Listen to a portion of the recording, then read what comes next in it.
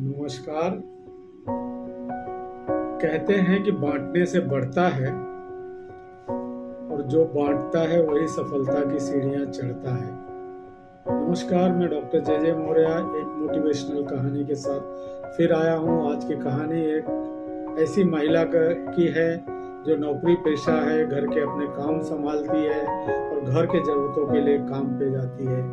एक दिन वह घर के काम निपटा कर ऑफिस गई। ऑफिस में उसने काम किया। ऑफिस से थक हार कर बस स्टॉप पे आई और उसके दोनों पैरों में दर्द था। उसकी इच्छा थी कि अगर बस में बैठने को मिल जाए तो उसका रास्ता बड़े आसानी से कट जाएगा और वह आराम से घर पहुंच जाएगी। वह ईश्वर से मन ही मन प्रार्थना कर रही थी कि थोड़ी देर में बस आई और बस में घुसी तो देखी कि जगह तो नहीं है। मन महसूस कर वह एक जगह खड़ी हो गई, लेकिन 2 मिनट के बाद ही आवाज आई कि मैडम जी आप यहाँ बैठ जाइए। पीछे मुड़कर देखा तो एक मजदूर सी महिला वहाँ खड़ी थी। उसने कहा मैडम जी आप वहाँ बैठ जाइए, जबकि वह खुद खड़ी थी और इन्हें बैठने के लिए कह रही थी। तो इस कामकाजी महिला ने उससे धन्यवाद दिया और कहा आपका धन्यवाद, आप खड़ी रहकर मुझे बैठने का मौका दे रही हैं। और वह बैठ गई और ईश्वर को धन्यवाद दिया। ईश्वर, मैंने जो आपसे प्रार्थना किया था वो आपने सही कर दिया, मुझे बैठने को जगह दे दी। बस थोड़ी देर आगे गई होगी कि उस कामकाजी महिला के बगल में जो एक और महिला बैठी थी वो उतर गई।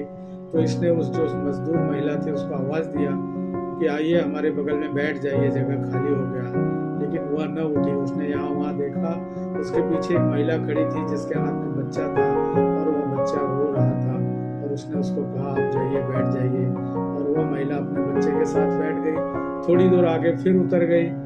वह महिला उतर गई जो बच्चे के साथ थी। तो उसने फिर कहा ये बैठ जाइए, लेकिन उसने अब भी नहीं बैठी और एक वृद्ध व्यक्ति को कहा कि बाबा आप बैठ जाइए। बाबा वहां जाके बैठ गए। ऐसा करते करते अंतिम स्टॉप आने वाला था, बस खाली हो गई और कामकाजी महिला के बगल की सीट खाली हो गई। तब उसने कहा कि आइए अब कोई बैठने वाला नहीं है, और वह आ गई और उसके बगल बैठ गई। दोनों बात करने लगे। कामकाजी महिला ने उस मजदूर महिला से पूछा कि ऐसा लगता है कि आप भी कहीं काम से करके थक हार के आ रही हो, लेकिन फिर भी आपने मुझे बैठने को जगह दिया। फिर एक महिला और उसके बच्चे को दिया और फिर एक वृद्ध को दिया, आप क्यों नहीं बैठी? उसने कहा मैडम मेरे पास पैसा तो नहीं है, तो मैं कुछ अच्छे काम नहीं कर पाती, तो आते जाते मैंने यही अच्छा काम करती हूँ कि मेरे हक की अगर सीट है तो किसी को देती हूँ, तो यही इसी तरह मैं थोड़े से पुण्य कमा लेती हूँ। आते जाते अपने गली में अगर कहीं कचरा पड़ा है तो उसे साफ कर देती हूँ, किसी का कुछ छोटा मोटा काम है तो कर देती हूँ। यही इसी तरह मैं पुण्य कमाती हूँ, क्योंकि मेरे पास पैसे नहीं है कि मैं पैसे देके पुण्य कमाऊं। तो उस कामकाजी महिला ने पूछा कि तुम ये आज ही कर रही हो या रोज करती हो? उसने कहा मैं रोज ही करती हूँ। ऐसा कहते कहते अंतिम स्टॉप आ गया, दोनों उतर गए। तो मित्रों, ये कहानी ये बताती है कि हमें अच्छे काम करने के लिए हमारे पास पैसा हो। ऐसा जरूरी नहीं है कि हम पैसा होगा तो ही दुनिया की मदद कर सकते हैं, पुण्य कमा सकते हैं। अगर हमारे पास पैसा भी नहीं है तो बहुत से काम ऐसे हैं जो बिना पैसे के किया जा सकता है। अगर आपके पास ज्ञान है, आप पढ़ा सकते हैं तो पढ़ा दीजिए।